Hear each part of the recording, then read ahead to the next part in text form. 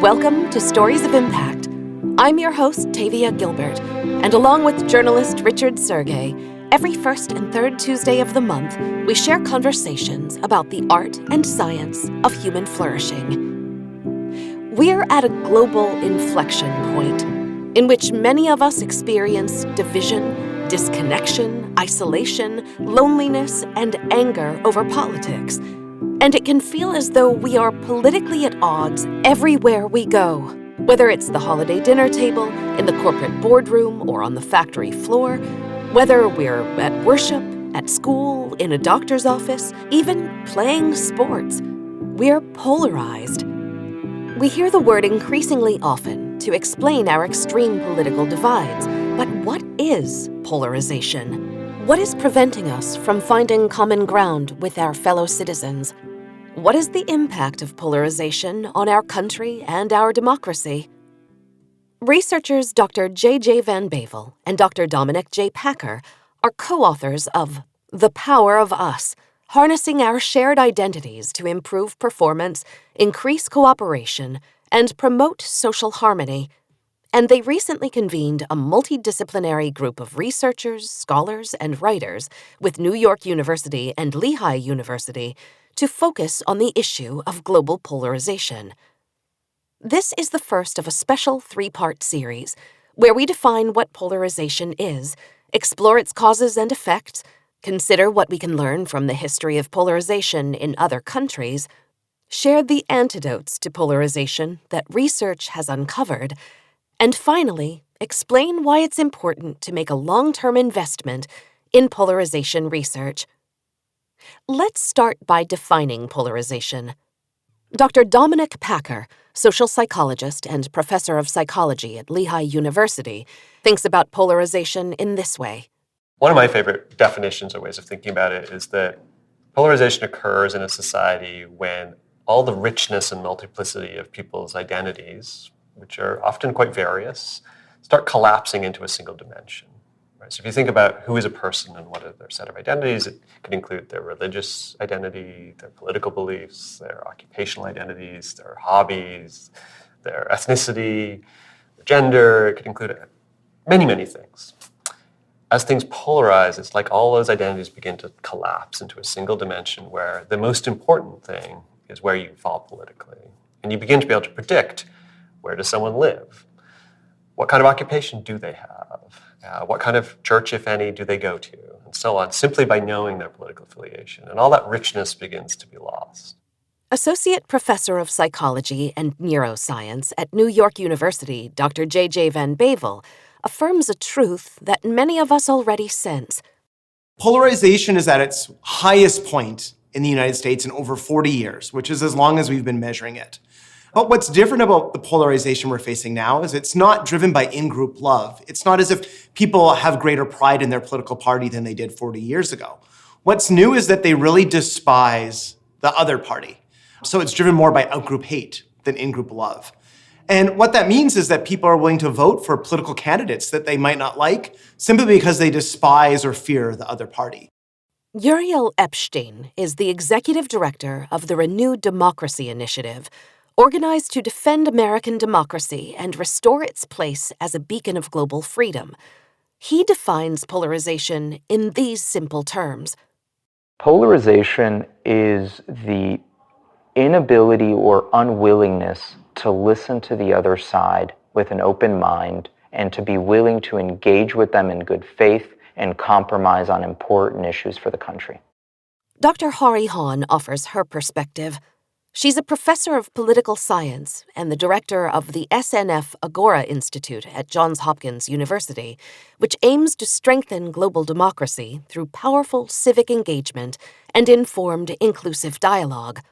She says, polarization is not any one thing. So at one level, polarization is just the distance between the political parties, and we can see that in Congress, that the views of the average Republican and the views of the average Democrat have become increasingly further apart.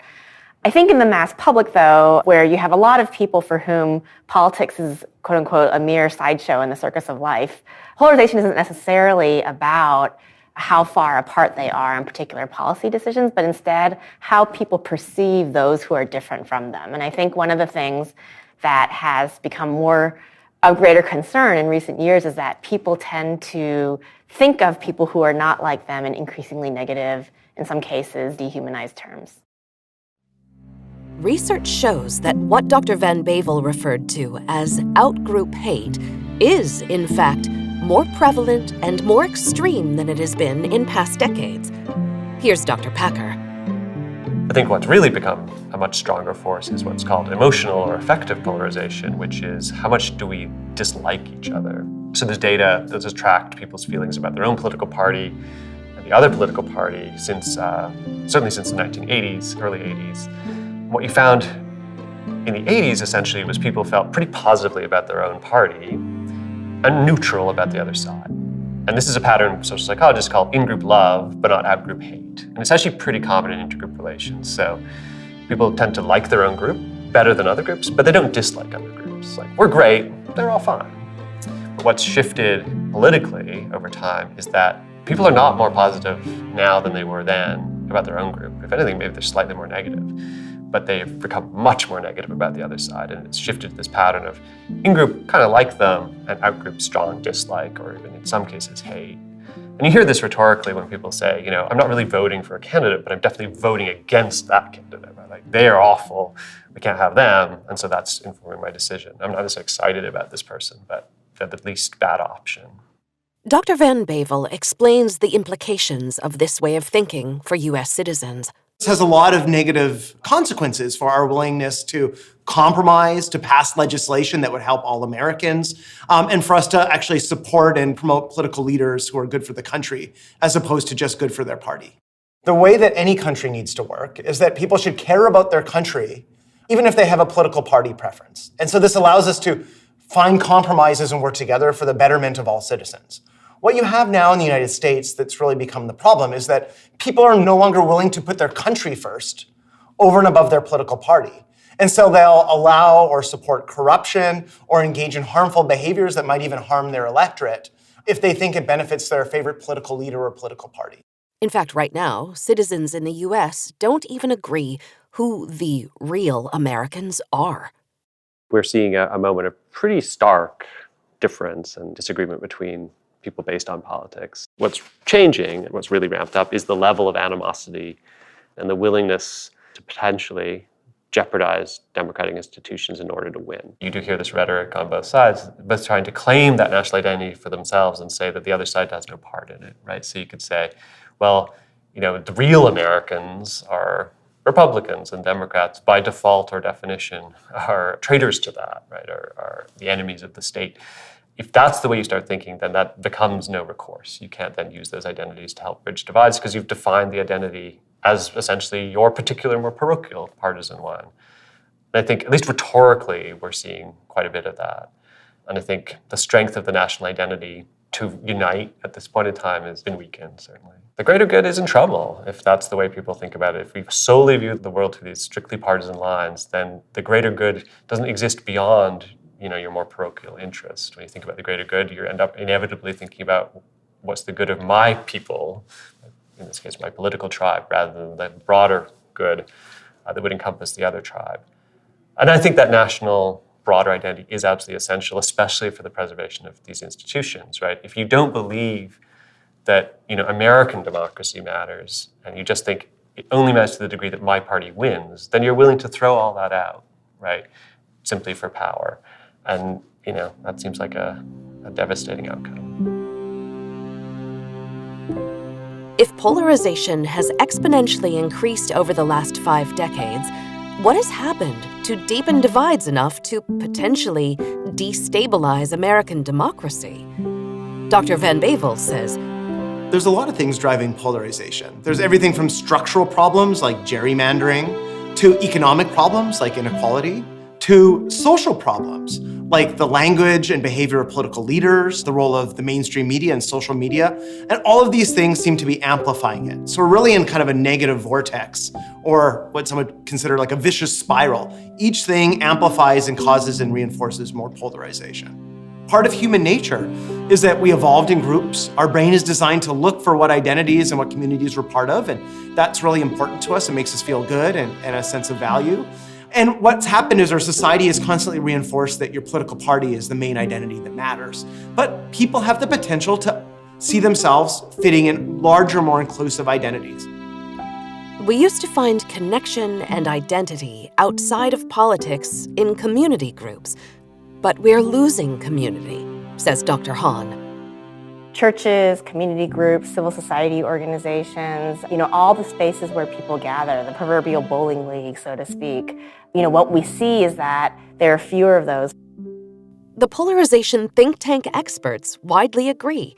The loss of community groups has contributed to the widespread disconnection and isolation that fuel polarization. Uriel Epstein also highlights what he sees as the causes of polarization.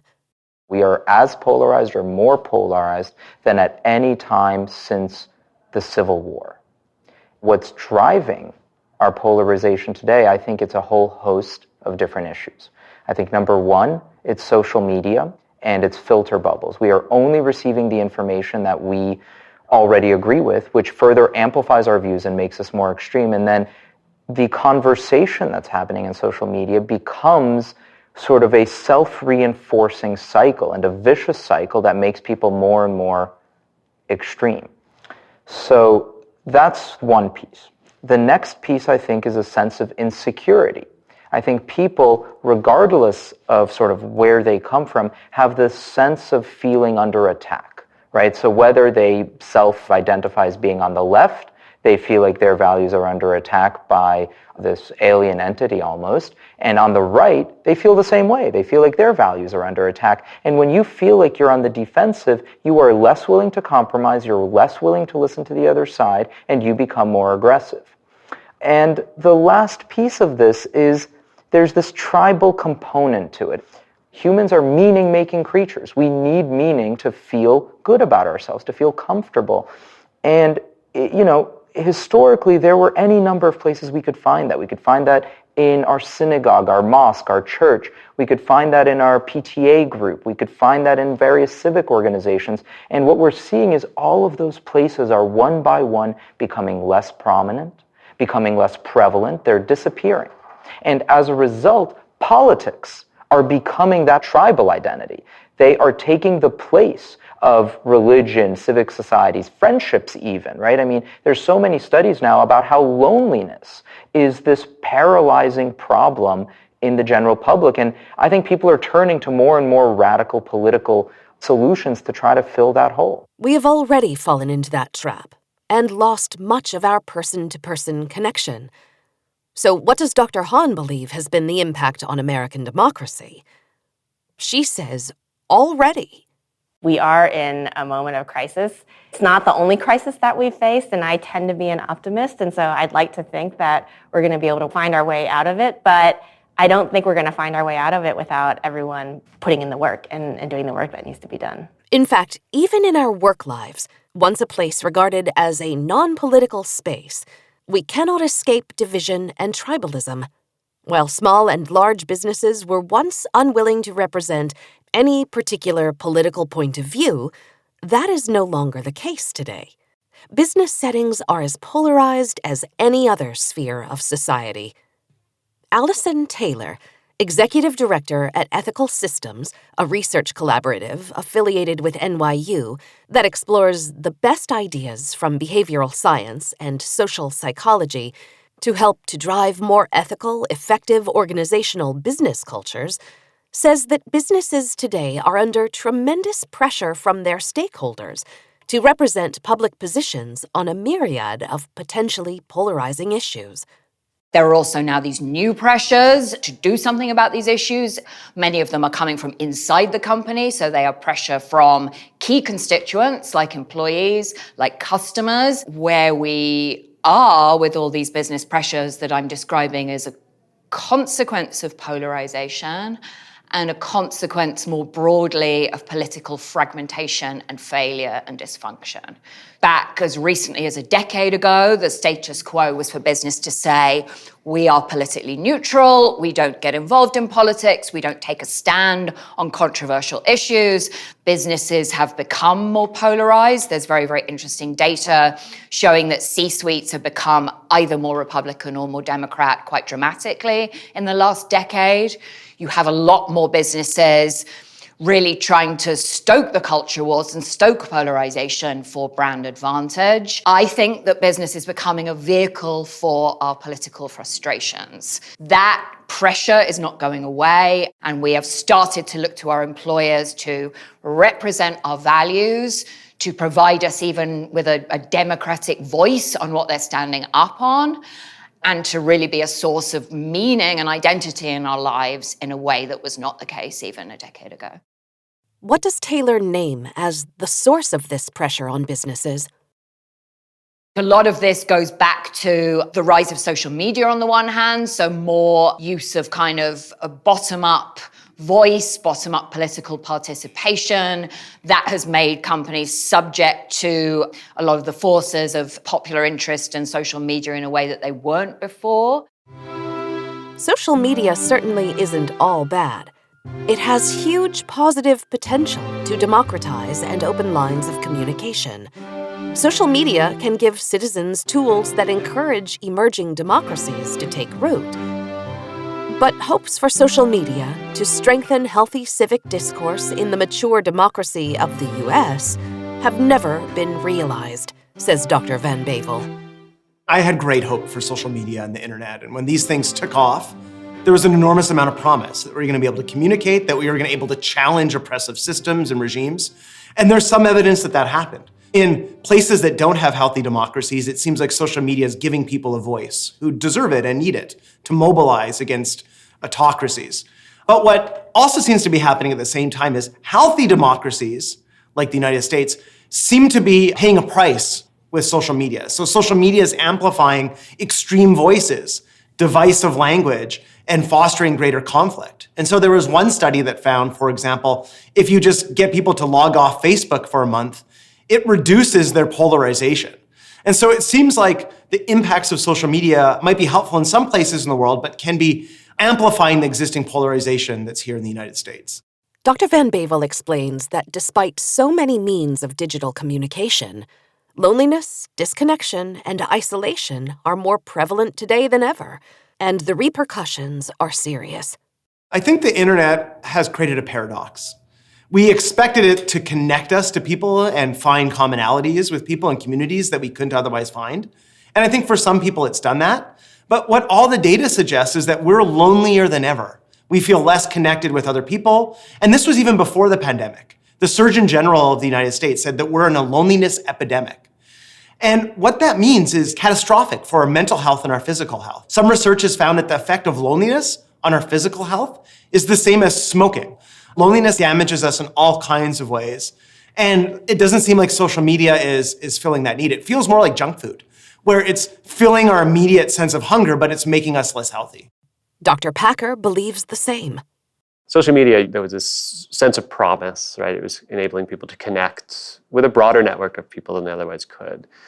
And lots of good can come from that, right? It created communities. There's tremendous value in that. But it also allowed other sorts of group identities to form that were less positive. One way we think about social media is that it's not like it created polarization, but maybe it put it on steroids, right? It was a sort of accelerant to some of the dynamics we're seeing. The more communication there is, the more things change. And now we're communicating more than ever, right? The information exchange is just unparalleled in human history. And so it speeds things up. It could speed up the change of words and their meanings, but it could also speed up, in this case, the animosity between political groups. The problem is that social media is not value neutral, but in fact designed to amplify certain kinds of communication. We increasingly know that certain kinds of content on social media is rewarded. If you think of getting retweeted or your information being shared as a kind of reward, it tends to be provocative things, angry things, expressions of moral outrage. That's what captures attention and then what gets shared. And so it incentivizes people who want that attention, which of course includes our leaders, right? Pundits and politicians. Social media has created an incentive structure that's not good for our leaders, and it's not good for us as consumers and citizens either, because it's drawing our attention, especially to particularly sort of nasty interpretations of things. Dr. Hahn also notes that not only does social media amplify the speed and the impact of divisive communication, it also undermines the very nature of truth and fact. Social media and digital technologies in general, and the intersection of digital technology and politics, has accelerated polarization, and it has amplified a lot of the divisiveness that exists. It obviously accelerated the spread of things like misinformation and disinformation as well. And so, I think it absolutely is culpable. I don't think it's the sole cause of the problems that we have. I think a lot of that, it's an amplifier. It's like a megaphone for some of these problems. Joshua Friday is the Chief Service Officer for the state of California with California Volunteers, a cabinet-level position in the governor's office, responsible for service and civic engagement. He shares his colleagues' concerns about social media, as well as the leaders who weaponize social media's worst aspects. Social media absolutely has a role to play for contributing to the sense of isolation and the sense of polarization. But we can't only blame social media. It's too easy to just do that. We live in a society right now that is changing rapidly, and people are looking for explanations of why it's changing and why they may feel like they're being left behind. And it's often, and we see political leaders exploit this, the easiest explanation is often the most divisive explanation that political leaders point to. So I think it's certainly a leadership issue. But it's also, we live in a very disconnected society. People feel isolated from each other. They don't know their neighbors. They're not involved in social organizations anymore to the extent that they were decades or generations ago. And because we are literally physically isolated from each other and politically isolated from each other, it makes it easy to prey on people with these, I think, simple and often divisive explanations that our leaders are giving. Dr. Packer agrees that leadership has been influenced in an era of social media and polarization. Leadership is what helps people understand, first of all, what's happening in the world, right? It interprets events for us, and leaders help us understand who we are.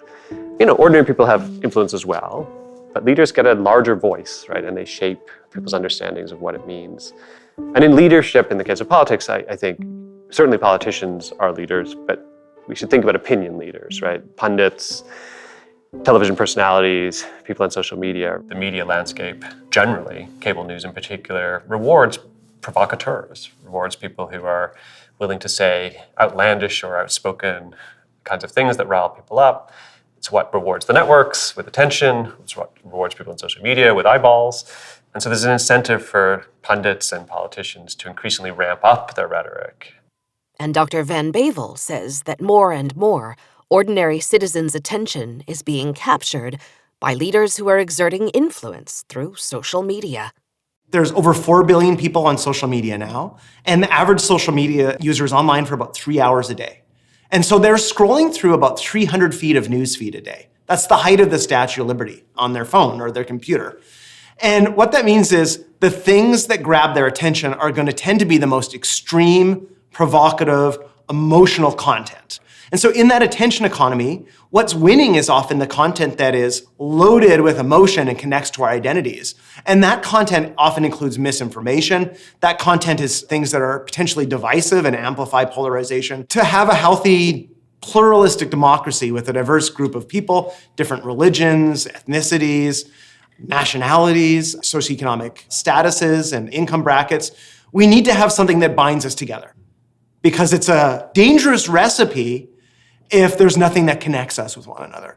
What we're doing right now is we've created systems and platforms where we're now logged in for multiple hours a day that are amplifying the divisions between us rather than highlighting potential commonalities.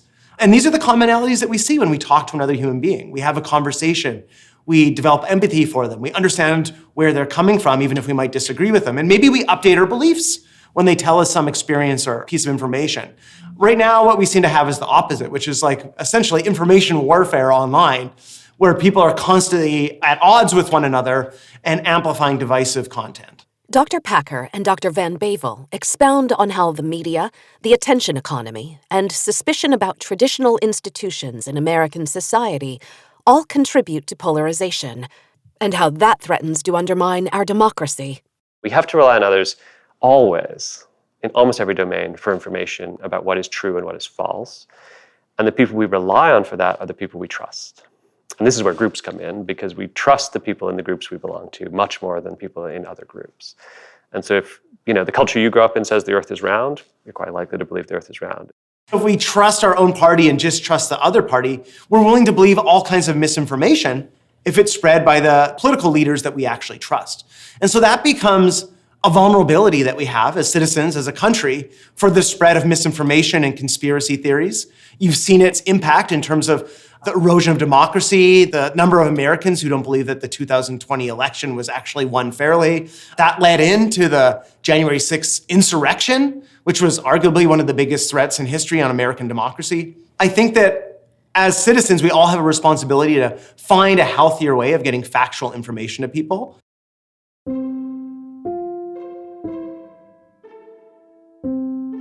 Dr. Van Bavel shares what he sees as citizens' moral obligation in this situation. Citizens have a responsibility to, first of all, value and support leaders who care about a healthy democracy. They have a responsibility to engage in that democracy, and that takes more than just voting. That takes doing things in your own community, being a leader and a volunteer and a role model to people you work with, to your families, to your community, that you're going to be someone who spreads accurate information. You're somebody who cares about citizens. You're somebody who's open-minded. You're someone who tolerates a diversity of perspectives and is open to dissent. You're somebody who updates your thinking on basis of new evidence and facts. And so everybody has a responsibility for that. It can't just be something that's solved by a small number of people. It's going to require millions and millions of people doing it for a long period of time to have any real change. The final thing we could do is give status and responsibility to people who are good at those things. We've always had political competition, and our political institutions and processes were created in order to safeguard American democracy despite that political rivalry. But they were not designed for a world in which out-group hate outweighs respect for our country, and where social media ramps up the spread of mis- and disinformation that profoundly erode trust. Politics is an inherently competitive thing. And America didn't begin with political parties, but they rapidly emerged, as they emerge in almost every country. And as soon as you have parties, those are groups that people would identify with. And they're going to fight, right? They're going to compete for power, and they're going to compete about policy and what we should be doing. So I don't think that's new. A political system without competition is a dictatorship, right? But as the sense of competition grows and grows and grows, and the outgroup isn't just seen as someone competing over sensible policy solutions, but is regarded instead as some sort of a threat to the nation or a threat to who we fundamentally are, then the competition becomes particularly toxic. And I think that's the state where we're currently at least in a lot of domains politically, where it's not just competitive. We believe we're competing almost for the essence or soul of the nation. And that's a dangerous place to be. It's always a competition for power, but the stakes, if you come to believe that it's for the power to control the destiny of the nation, and if the other side was to gain power, it would destroy the nation, that's at a whole different level of stakes, right? Where you can't afford to lose, and therefore you might be willing to do more or less anything to win, including overthrowing the very institutions that allow you to compete politically. If you believe they're a mortal threat, then you might do everything in your power to ever stop them having control. The framers and founders of the United States thought a great deal about how to create institutions that they thought would create a division of power and prevent any particular person or group from becoming able to sort of continually just dictate the terms of the game. But the rules created in the 1700s aren't necessarily the rules that are going to work when we have social media, where everyone's information is readily accessible at all times and they're bombarded with facts from different perspectives that seem completely contradictory, and these tools are getting exploited. Neither Dr. Packer nor Dr. Van Bavel believe that conflict or debate are unhealthy or unproductive. However, says Dr. Van Bavel, how we disagree and debate, as individual citizens or as leaders, can either build trust and strengthen democracy or destroy them. One of the core linchpins of any healthy democracy is disagreement, debate, open-mindedness, and a willing to hear other opinions, and then updating your beliefs if you were wrong about something. Leaders have a responsibility to role model all of these things in society. I would also say leaders have a responsibility to role model working together to find healthy solutions in their own lives, because that's the primary reason that we put them in positions of power. It's not to advance their own individual interests and stay in power, but to help solve problems that face their citizens. And if they are obsessively and narrowly focused on their own interests or their own party's interests, they erode public trust in those institutions and in leadership. And so I think that that's also one of the fundamental problems here, is that you have a lack of trust. You have a lack of trust in our leaders. You have a growing lack of trust in our institutions. And these are the things that have been critical throughout history of making America and other countries successful and healthy. One of the things you see when America is trying to help other democracies that are emerging build stable societies is to build their institutions. Meanwhile, we're destroying and eroding trust in our own. And so I think that's something that is a deep, deep-rooted problem. I would argue that that's almost the biggest cancer in society, is erosion of trust and attacks on our institutions. Rather than trying to fix and improve the institutions, it's fostering increasing distrust in them that's incredibly damaging. I think that that's one of the deepest and most sustained threats to democracy, is this whole generation of leaders now who's trying to dismantle institutions that were designed to protect and support democracy because they bought into a conspiracy theory from the last election. That is something that's a potentially legacy that could be with us for years or decades, or even much longer if they continue to erode institutions that protect and count people's votes. We return in 2 weeks for the second in our special 3-part series, where we consider what the writers, researchers, and scholars we met today say what we can learn from the history of polarization in other countries, as well as what the research has uncovered about potential solutions. This has been the Stories of Impact podcast with Richard Sergey and Tavia Gilbert. Written, voiced, and produced by Talkbox Productions and Tavia Gilbert. With senior producer Katie Flood. Music by Alexander Filipiak. Mix and master by Kayla Elrod. Executive producer Michelle Cobb. The Stories of Impact podcast is generously supported by Templeton World Charity Foundation. Thanks for listening.